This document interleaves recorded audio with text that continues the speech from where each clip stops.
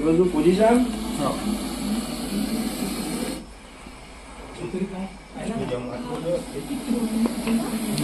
नमस्कार दोस्तों, अकोला जिला सर्वमित्र यूट्यूब चैनल में आपका हार्दिक स्वागत है। तो हमें रिदोरा से कॉल आया है कि सिलेंडर के पीछे बड़ा सांप बैठा है, वहाँ पे जाके देखते हैं कौन सा सांप मिलता है। पूरा वीडियो देखते रहिए।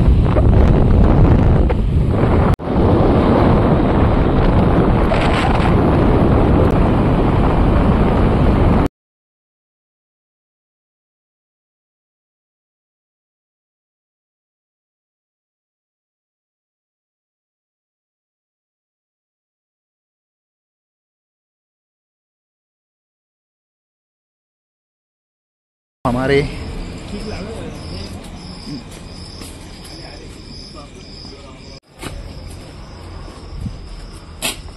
स्नेक रेस्क्यू वाला रिदोरा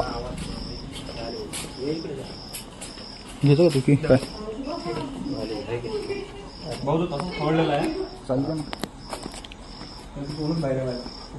त्या सिलेंडरच्या मध्ये सिलेंडर या पिळाच्या मागे तोंड आहे।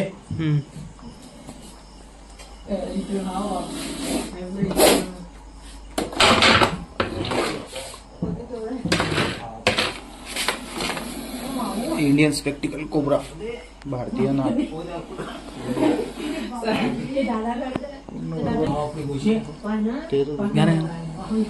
तर पाहू शकता मित्रांनो, हा साप पाणी पडल्यामुळे घरामध्ये आलेला आहे आणि विषारी साप आहे म्हणून आपल्याला इथून पटकन रेस्क्यू करावा लागेल आणि सर्वांनी काळजी घेतली पाहिजे। सध्या पावसाळ्याचे दिवस आहेत, कोणताही साप येऊ शकते घरामध्ये।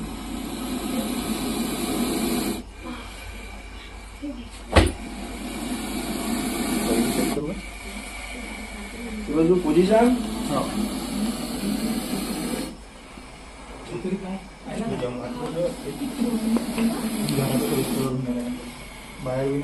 तर नमस्कार मित्रांनो, घरामध्ये आम्ही रिदोऱ्यामध्ये आलेला आहे। रात्रीचे 10:30-11 वाजलेला आहे आणि घरामध्ये सिलेंडरच्या मागं इंडियन स्पेक्टिकल कोबरा, आपल्या मराठी भाषेत भारतीय नाग, हा बसलेला आहे आणि सध्या पावसाळा चालू आहे। तर पावसाळ्यामध्ये त्यांची घरं नष्ट होतात, बिळांमध्ये पाणी जाते, त्यामुळे ते लोकांच्या घरामध्ये येतात, जंगलातून शहरीकरणाच्या वस्तीमध्ये येतात।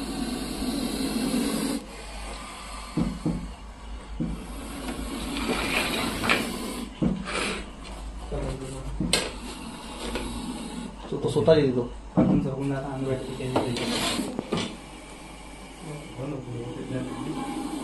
हात पाहिजे फक्त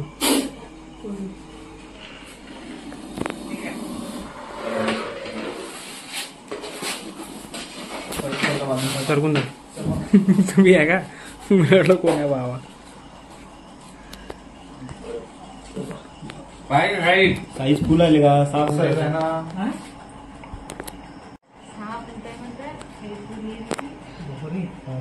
तिकडे पाणी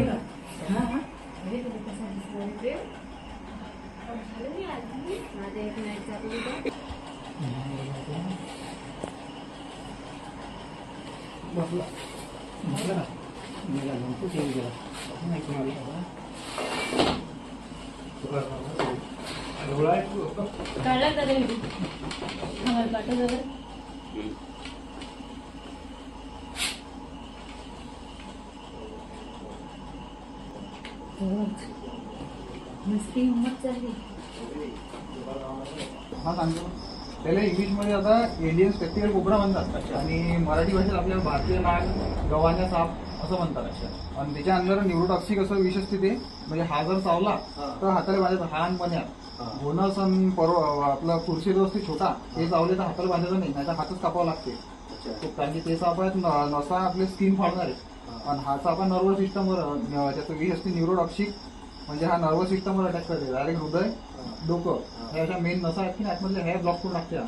हा असा मन्या किंवा हा साप चावला तर याची लक्षणे अशी आहेत की आपली जीभ पूर्ण अशी कोरडी पडते आणि डोळ्यात झापड येते, असे चक्कर आल्यासारखं होते, एकदम माणूस असा बंद पडल्यासारखा होते, एकदम वात आल्यासारखा होते एकदम माणसाला। आणि रात्री मन्यात झालं तर त्याचं लक्षण असं आहे की तो म्हणजे मळमळ करते, हा म्हणा तो म्हणा, असा विषय आहे। आणि असा साप जर चावला तर डायरेक्ट आपल्याकडे अकोल्यातलं मेन हॉस्पिटल नाही तर कोरडे हॉस्पिटल आहे, लवकरात लवकर जायचं, कुठंच काही करायचं नाही।